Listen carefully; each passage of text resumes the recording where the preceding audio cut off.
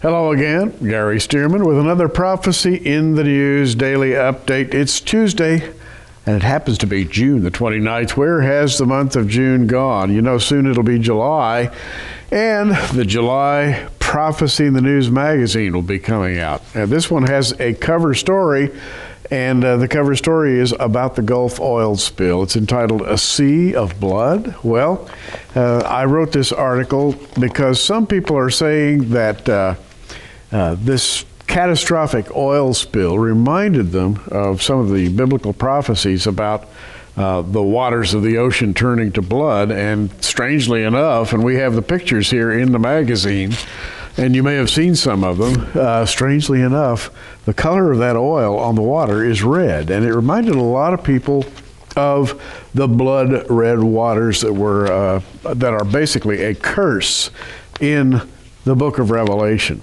And then JR has come up with an article talking about the third total solar eclipse that comes on the 1st of Av, July 11th, 2010. There have been 3 solar eclipses, one on August 1st, 2008, that swept across the Arctic, and then the second solar eclipse, July 22nd of 2008, swept across a different part of the globe. On July 11th, 2010, a third total solar eclipse will be visible in a narrow corridor that proscribes the southern hemisphere. And JR is making the case that those 3 eclipses sort of are a triad of some prophetic interest. But I would invite you to read the article in the July 2010 Prophecy in the News. I always do a feature article for the magazine. This month, my feature article is entitled Genetic Tampering, Ancient and Modern.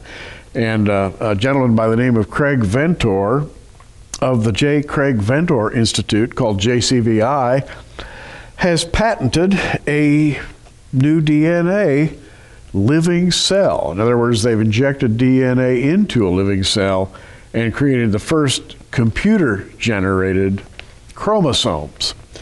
And a lot of people are saying this could be the kickoff to either a very bright future or a very dark future, depending on your point of view. And I spend quite a bit of time documenting what the JCVI Institute has done, where this could lead us, and how Bible prophecy talks about it. JR wrote about another interesting sign in the heavens, right here on page 15 in the latest magazine.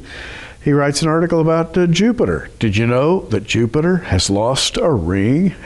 It has. What does that mean? The JR investigates the possibility there might be a sign of some kind in the heavens. He investigates the history of Jupiterian activity of this sort and the possible meaning of it. A lot of activity in the heavens these days.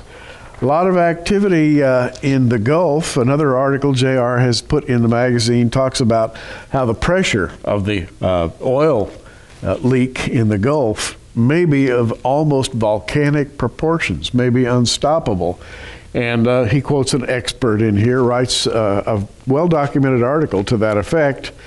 Prophecy in the News for July 2010. And I'm just going through here to kind of show you what we do month after month in the Prophecy in the News magazine. JR did a series for a local Bible college called Eschatology 101. And this month's installment of Eschatology 101 is called Dispensationalism and the Menorah. The menorah, the 7-branched lampstand of the temple in Israel, is a symbol and a metaphor for the 7s that you find in Scripture. The 7 dispensations, the 7,000 years of human history, 7 as the number of completion. And I think you'll find this to be a very interesting article. He also wrote an article called The Coming Death of the Dollar. And we all know that we're in financial trouble these days. And you'll find a lot of very good information in the latest Prophecy in the News magazine, this one, July 2010. Let me tell you about subscribing to Prophecy in the News. If you haven't considered it, we can make you a pretty good offer here.